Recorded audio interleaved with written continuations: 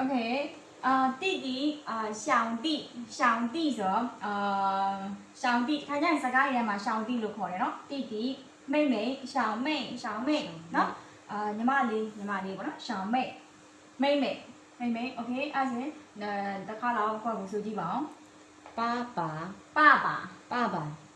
妈妈姐姐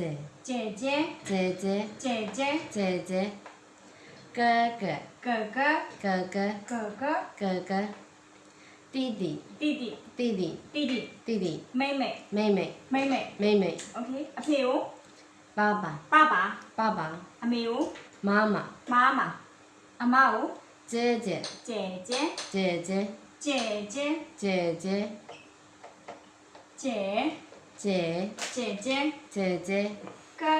哥哥မောင်လေးကို弟弟ညီမလေးကို妹妹မိတ်စကားလေးမှာအခုဆိုလို့ရှိရင်တော်တော်များများညီမလေးဆိုရင်မိတ်နဲ့အပြစ်မအောင်ဒီတိုင်းပဲခေါ်နေကြတာမိတ်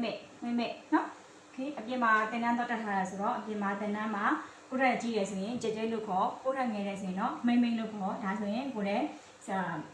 မီနင်းကိုကြက်ပေးတာဖြစ်တယ်လက်တွေ့ဘဝမှာချက်ချင်းအတုံးချလိုက်နော်ကြဲမိတ်နော်